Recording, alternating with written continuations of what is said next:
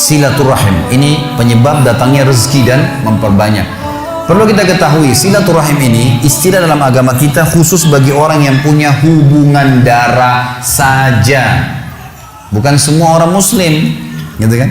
Kalau seorang muslim umumnya kita mengatakan ukhuwah, persaudaraan. Kalau sila artinya hubungan, rahim hubungan darah, hubungan darah. Makanya kata Nabi SAW, telusuri jalur nasab kalian. Saya sarankan sini teman-teman, mulai malam ini kalau bisa, coba ingat-ingat siapa kakeknya, ayah kakeknya. Kalau ada orang tua kita yang masih hidup, tanya, buat jalur nasab.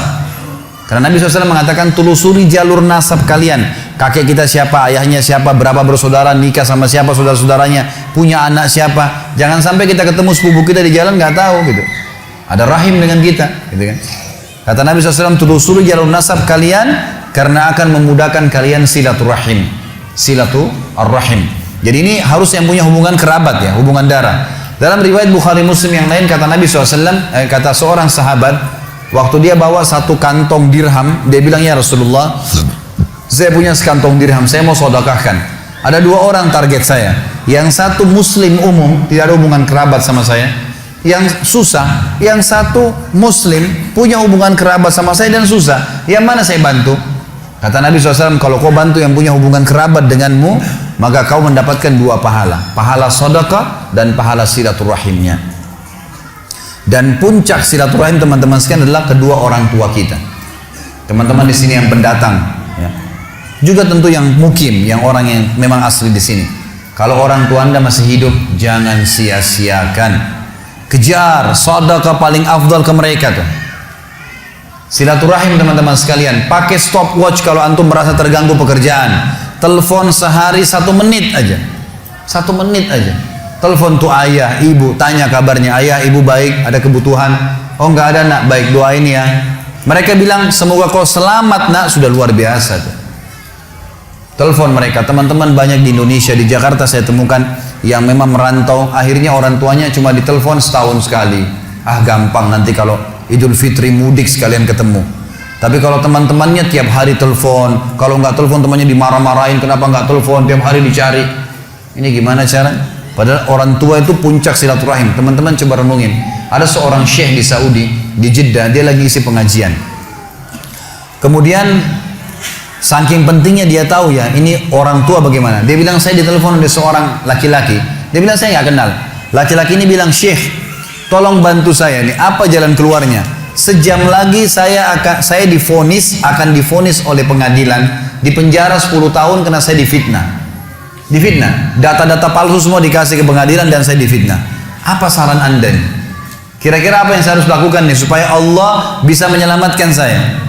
Kata syekhnya ini, saya dengar ceramahnya, dia bilang begini, menarik sekali kisahnya.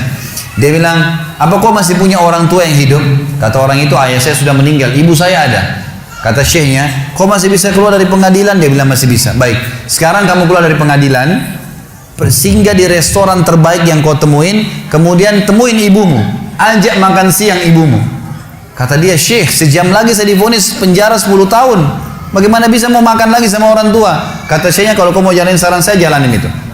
Anak ini dalam kondisi dia bingung, tidak tahu apa, maka dia pun singgah di restoran, kemudian dia pergi ke rumah ibunya. Setengah jam kemudian kata syekh, saya ditelepon. Syekh, jazakallah khair, semoga Allah balas Anda dengan kebaikan. Kata syekhnya, kenapa? Dia bilang, saya baru ditelepon oleh pengadilan, ternyata orang yang membuat fitnah buat saya terbongkar kedoknya dan dia sekarang akan divonis 10 tahun. Gitu kan? Dan semenjak saya masuk di sini, saya makan sama ibu saya, sekarang saya depan ibu saya, dari pertama saya masuk terus lisannya ibu saya mendoakan, semoga kau selamat nak, terima kasih kau sudah datang bawa makanan. Hanya membawa makanan. Orang tua kita teman-teman sekalian tahu menilai tahu menilai pemberian anak kita. Pemberian kita. Tidak pernah orang tua itu diberi sesuatu yang sederhana seperti teman kita masih bisa marah atau pasangan kita masih bisa merengut. Orang tua selalu berterima kasih dengan apapun yang kita berikan sedikit. Ada seorang anak di Jeddah meninggal dunia. Seorang syekh lagi sholat, suaranya Masya Allah bagus sekali kalau dia jadi imam.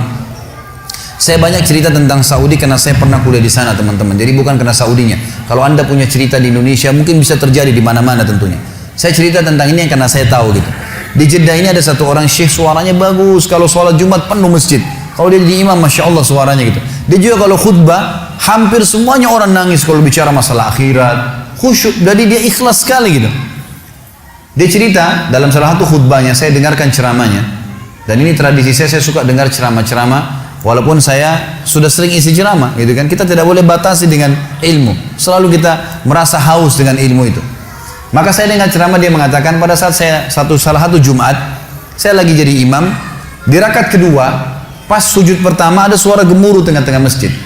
Dia bilang, lalu saya salam, saya tanya, saya pakai mic, kenapa itu, ada apa? Dia bilang, Syekh, ada orang jatuh tadi waktu sholat sujud rakaat kedua, sujud pertama jatuh. Kata Syekhnya, berikan dia ruang biar dia bernafas dan tolong antar beberapa ikhwah, tolong antar ke rumah sakit terdekat.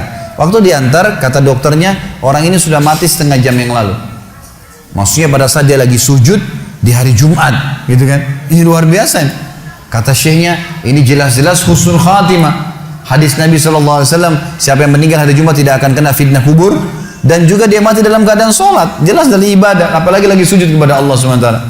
Lalu dia bilang, datang adiknya mengambil jenazah kakaknya. Lalu saya bilang, ini kakakmu datang jauh-jauh sholat di sini karena dia mau sholat dengan saya. Dia mau dengar ceramah, dia mau dengar suara bacaan Al-Quran. Maka saya minta tolong izinkan saya memandikan jenazahnya. Kata adiknya, baiklah, silakan. Datanglah Syekh ini ke rumahnya, dimandikan jenazahnya. Kemudian malam takziah pertama, dan disunahkan 3 malam takziah. Malam takziah pertama, kata Syekhnya, setelah selesai jamu tamu-tamu semua, gitu kan, tamu datang mendoakan, mereka membawa makanan lalu mereka pulang.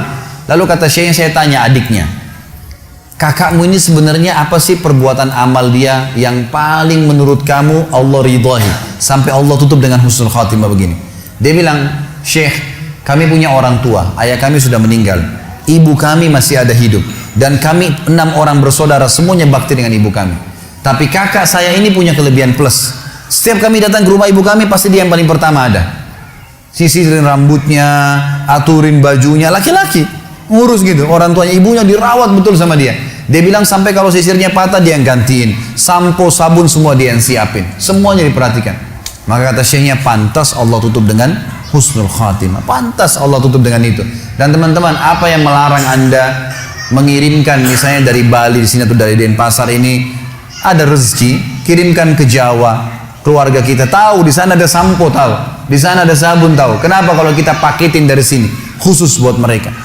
Maka luar biasa, mungkin kita korbanin 500.000, 300.000, teman-teman sekarang sudah cukup orang tua kita mendoakan kita seumur hidupnya.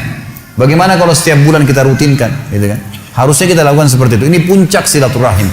Setelah itu datang kerabat-kerabat yang lainnya. Kata Nabi SAW, siapa yang ingin diberkahi umurnya, di sini sering diterjemahkan dalam buku Indonesia, siapa yang ingin dipanjangkan umurnya, gitu kan? Sebenarnya tidak ada kata-kata panjang umur ya, karena umur sudah ditentukan, 60 ya 60. Tapi di sini maksudnya diberkahi.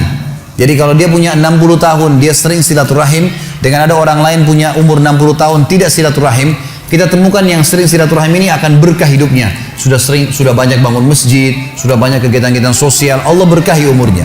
Siapa yang ingin diberkahi umurnya dan diluaskan rezekinya, maka dia sebaiknya melanjutkan silaturahim.